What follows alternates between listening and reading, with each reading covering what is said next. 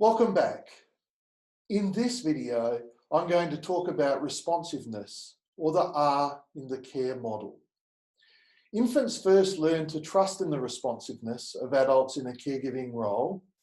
In a care environment where caregivers spend time asking and answering in their own head what is going on for baby, and then implementing some action to address baby's experience, including their needs.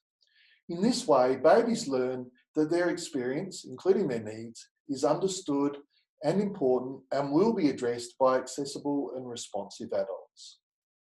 Sadly, children and young people who are recovering from a tough start to life have not experienced this in sufficient quantity or consistency, such that their learning is that you cannot always rely on adults to understand and respond to your needs.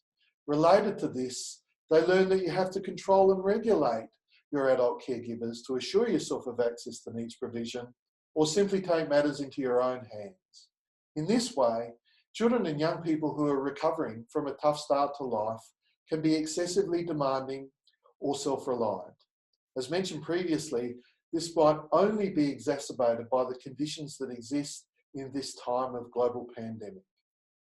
Offering a little extra responsiveness has two parts: the understanding part and the responding part. I'm going to first talk about the understanding part. Sometimes the best we can offer in this time of uncertainty, restriction and confinement is understanding and acknowledgement of the experience of the children and young people in our care.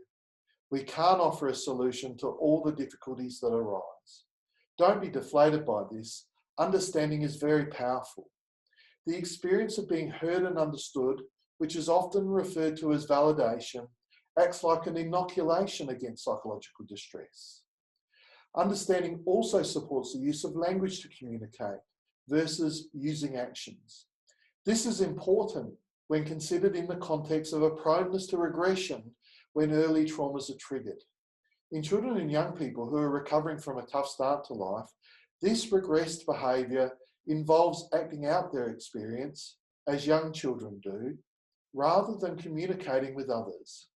The problem here is that the behaviours, as opposed to the reason for the behaviours, can become the focus of our response, leaving the child or young person feeling misheard and misunderstood. The consequence of this is reinforcement of negative beliefs about self, other, and world, heightened arousal, anxiety proneness, and behaviours associated with the fight, flight, freeze response, and heightened concern about accessibility to needs provision. In providing a little extra understanding, I ask you to first reflect on the times you already say what you think is going on for the children and young people in your care. They are the times when you observe them, the setting and the situation, and answer in your own head what is going on for the child or young person before speaking the answer. In effect, you say what you see. If you're unsure what I'm talking about, think about how you interact with your pets. They can't speak, so you sometimes speak for them. You speak their mind, or at least what you believe them to be thinking. It is the same with the children and young people in your care. There are times when you do the same thing. Record some of the instances of what you say. Next, think of an activity or situation involving a child or young person in your care. What is their experience of the activity or situation? Write down as a statement their experience of the situation or activity. Try to make it 10 words or less. Say it when the child or young person is engaged in the situation or activity. Another way of enriching a child or young person's experience of understanding relates to the questions we ask them that we can anticipate the answers to. If you find yourself about to ask a question and you think you know what the answer would be should they give it, don't ask the question, say the answer. Say what you see. The children and young people in your care will feel heard and understood and will experience you as awesome. Now I'm going to talk about the second part of the responsiveness dimension, or needs provision. As referred to earlier, there are two components to responsiveness. During infancy, When children and young people learn about the responsiveness of adults in a caregiving role, the second aspect is to perform some action that acknowledges the experience of the infant and addresses a need associated with their experience.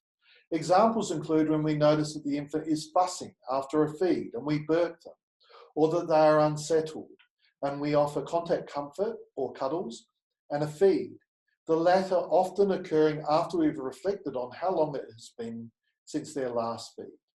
By us responding in this way, the infant learns that their experience and needs are understood and important and will be addressed with little fuss by an accessible and responsive adult. Children and young people who are recovering from a tough start to life did not have enough of these experiences of parental responsiveness to their needs or have them consistently enough. This leaves them feeling poorly understood and learning that in order to increase their chances of having their needs met, they need to work hard, either by controlling or regulating the proximity and actions of their adult caregivers, or by addressing their needs themselves. Foster and kinship carers can find themselves worn out or eaten out of house and home, sometimes both. There is a real risk of this being exacerbated in this time of uncertainty and restriction. In order to reassure children and young people that their needs are understood and important and will be addressed without them having to go to great lengths to make it so, you need to anticipate their needs and address them proactively. You need to get on the front foot. If you wait for them to ask or perform some action to access needs provision, the child or young person will continue to believe that they have to perform some action in order to assure themselves of needs provision. In contrast, if you anticipate their needs and reasonable wishes, those that you would respond to or allow should they ask or take, and address them proactively, their experience is that you get it. You understand their needs are important and will be addressed without them having to control and regulate access to needs provision to make it so.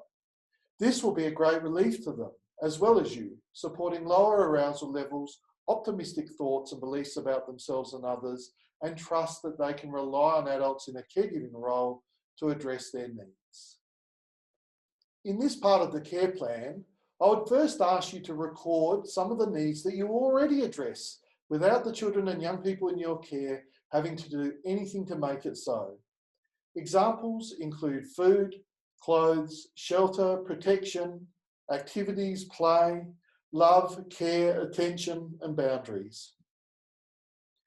Next, I would ask you to record some of the needs the children and young people in your care ask for or address themselves and which you allow. Can you anticipate any of these requests or actions? If so, choose one and address it proactively. That is, without the child or young person in your care having to do anything to secure needs provision. Finally, it's important to keep track of evidence that the plan is working. I've included on the infographic some of the signs you might expect to see that the children and young people in your care are benefiting from a little extra needs provision. Specifically, I anticipate that you will notice a more relaxed approach to life and needs provision. As mentioned earlier, for a more comprehensive list of the signs the children and young people in your care are benefiting from a little extra care, I would refer you to Appendix A of the handbook that accompanies this video series.